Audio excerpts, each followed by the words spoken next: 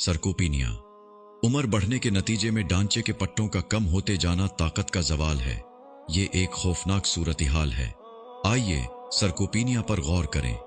Number 1, ज्यादा से ज्यादा खड़े रहने के काबिल होने की आदत पैदा करनी चाहिए।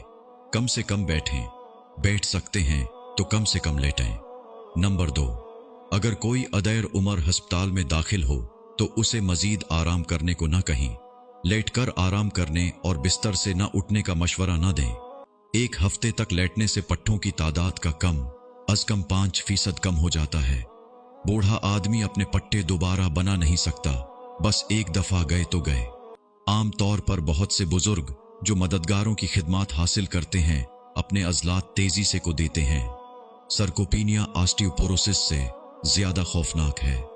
ऑस्टियोपोरोसिस में आपको सिर्फ मुहतात रहने की जरूरत है कि गिर न जाएं, जब कि सरकोपीनिया न सिर्फ जिंदगी के मयार को मुतासिर करता है बल्कि पट्टों की नाकाफी मिकदार की वजह से हाई ब्लड शुगर का सबब भी बनता है।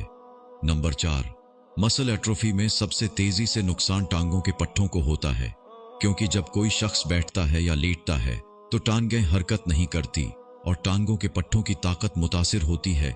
ये बहुत अहम है। आपको सरकोपीनिया से मुहतात रहना होगा। सीढ़ियां चढ़ना और उतरना, हल्की दौड़, साइकिल चलाना, ये सब बेहतरीन वर्जिशें हैं और ये पट्टों को बड़े पैमाने को बढ़ा सकती हैं। बुढ़ापे में बेहतर मयारी जिंदगी के लिए अपने बुजुर्गों और प्यारों को ज्यादा से ज्यादा भेजें ताकि इंसानी पट्टों को जाया होने से बचाया जा सके। बुढ़ापा पांव से शुरू होता है। अपने पांव को मुतहर्रिक और मजबूत रखें। जैसे जैसे हम बड़े होते जाते हैं हमारे पैरों को हमेशा मुतहर्रिक और मजबूत रहना चाहिए। अगर आप सिर्फ 2 हफ्ते तक अपनी टांगें नहीं हिलाते तो आपकी टांगों की हकीकी ताकत 10 साल तक कम हो जाती है। लिहाजा बाकायदा वर्जिश करना और पैदल चलना बहुत जरूरी है। पांव कालम की एक किस्म है जिस पर इंसानी जिस्म का पूरा वजन है। हर रोज पैदल चलना जरूरी है।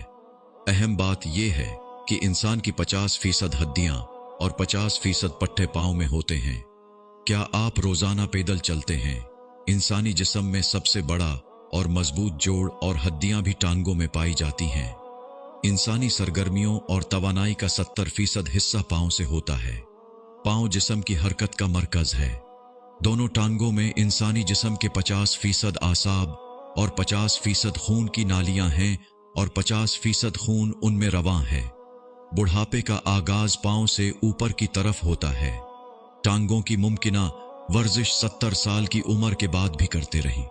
हर रोज कम अज कम 30 से 40 मिनट तक वक्फे वक्फे से चहल कदमी करें ताकि ये यकीनी बनाया जा सके कि आपकी टांगों की मुनासिब वर्जिश हो रही है और आपकी टांगों के पट्टे सेहतमंद हैं।